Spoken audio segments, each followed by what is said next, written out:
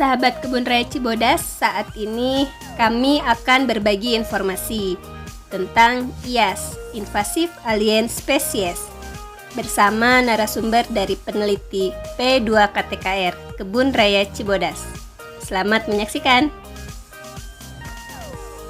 Sobat Cibodas, saya Deki Indrawan Junaidi, saya staf peneliti di Pusat Konservasi Tumbuhan Kebun Raya Cibodas. Hari ini saya akan coba memaparkan tentang invasive alien species atau jenis asing invasif.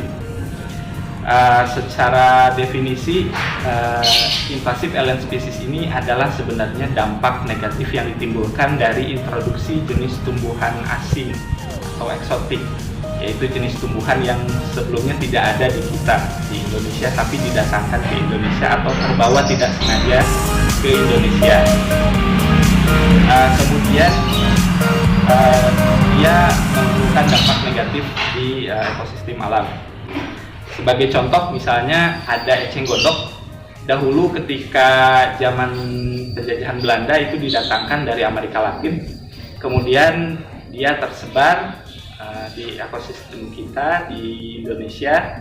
Sebagai contoh, di Rawapening di Jawa Tengah itu dia tumbuh dominan, kemudian dia menjadi sangat banyak tumbuh dan menutupi hampir semua permukaan air yang ada di Rawapening. Hal ini menimbulkan dampak negatif kepada hewan dan tumbuhan air yang ada di sana. Nah, pada titik inilah dia dari hanya eksotik kemudian menjadi bersifat invasif atau invasive alien species statusnya.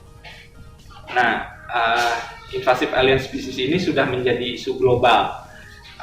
Sebagai contoh, misalnya isu invasive alien species ini masuk dalam salah satu target di Convention of Biological Diversity atau CBD, dan juga oleh IPBES disebut sebagai salah satu faktor, dan IUCN juga tentunya sebagai salah satu faktor yang menjadi ancaman bagi penurunan kualitas keanekaragaman hayati di dunia, atau bisa disebut juga sebagai faktor yang menjadi pengancam kepunahan jenis tumbuhan dan hewan dan organisme lainnya. Kemudian untuk di Kebun Raya Cibodas sendiri, kenapa IAS ini menjadi penting? Ini karena Kebun Raya Cibodas memiliki koleksi tumbuhan eksotik, koleksi tumbuhan yang berasal dari luar Indonesia. Ini didatangkan dahulu, sebagian besar karena memang ada manfaatnya. Oleh orang Belanda didatangkan ke Kebun Raya Cibodas. Ada yang bermanfaat untuk potensi obat, ada untuk budidaya dan lain-lain, untuk tanaman hias dan lain-lain. Tetapi pada perjalanannya, jenis-jenis tumbuhan eksotik ini ditengarai ada beberapa yang sudah bersifat menjadi invasif di Taman Nasional Gede Pangrango yang merupakan ekosistem alam yang lokasinya berdampingan persis dengan Kebun Raya Cibodas. Ini menjadi penting karena Taman Nasional Gede Pangrango itu adalah kawasan konservasi alam yang bernilai internasional. Dia sudah ditetapkan sebagai cagar biosfer, dan bahkan TNGP ini adalah cagar biosfer pertama di Indonesia.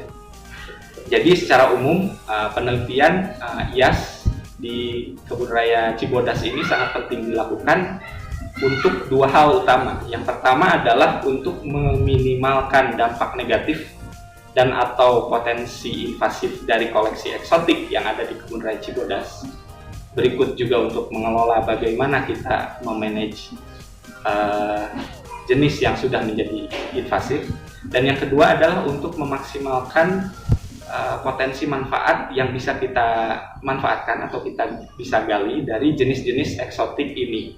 Karena memang pada awalnya jenis-jenis eksotik ini didatangkan ke Indonesia dengan tujuan untuk pemanfaatan. Jadi secara umum demikian.